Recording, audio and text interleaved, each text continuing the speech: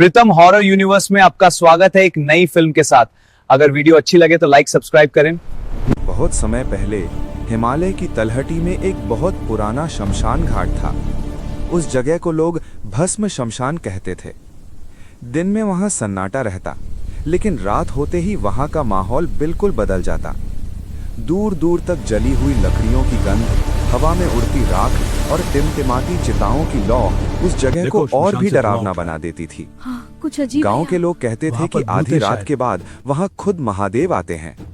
वो चिता की भस्म से घेरते हैं और मुर्दों के बीच बैठकर अघोरियों के साथ तांडव करते हैं। किसी ने उन्हें साफ साफ कभी नहीं देखा था, लेकिन कई लोगों ने अजीब आवाजें जरूर सुनी थी। डमरों की धीमी ध्वनि और किसी के हंसने की रहस्यमयी आवाज। गांव में एक युवक रहता था, ये सब वीर। कहानियां उसे हैं। इन बातों पर बिल्कुल विश्वास नहीं था। वो हमेशा कहता, ये सब लोगों की बनाई हुई कहानियां हैं, भला भगवान शमशान में क्यों आएंगे।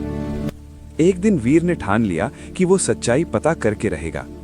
अमावस्या की रात थी। आसमान में चांद नहीं था, सिर्फ काले बादल और तेज हवा चल रही थी। रात के लगभग 12 बजे वीर अकेला उस शमशान घाट की ओर चल पड़ा। जैसे जैसे वो पास पहुंच रहा था, हवा ठंडी होती जा रही थी। चारों तरफ कुत्तों के भौंकने की आवाजें और उल्लुओं की चीखें सुनाई दे रही थीं। शमशान के अंदर कदम रखते ही वीर के पैरों के नीचे राख उड़ने लगी। दूर एक चिता अभी अभी बुझी थी और उससे हल्का धुआं उठ रहा था। वीर ने हिम्मत करके अंदर कदम बढ़ाया।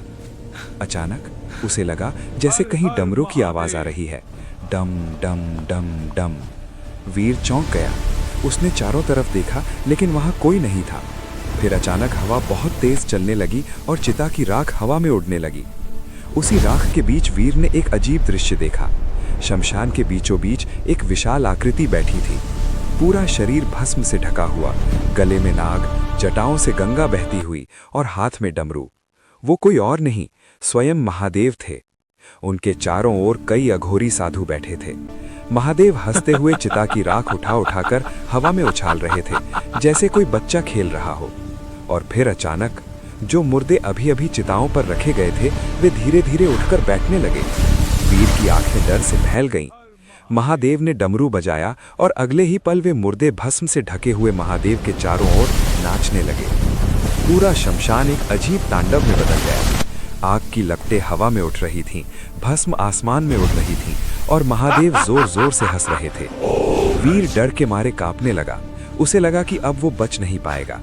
अचानक महादेव की नजर उस पर पड़ी। उनकी आंखें चमक उठी।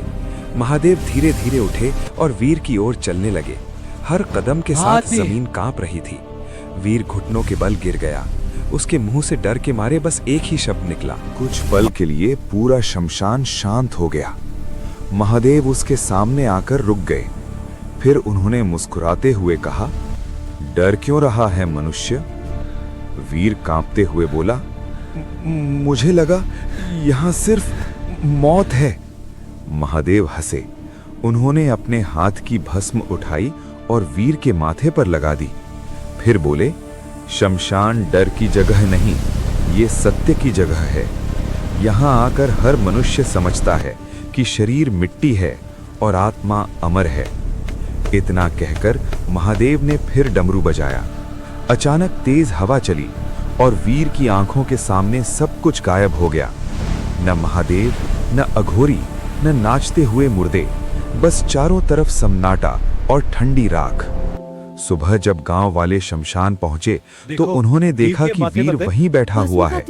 उसके माथे पर भस्म का तिलक लगा हुआ था।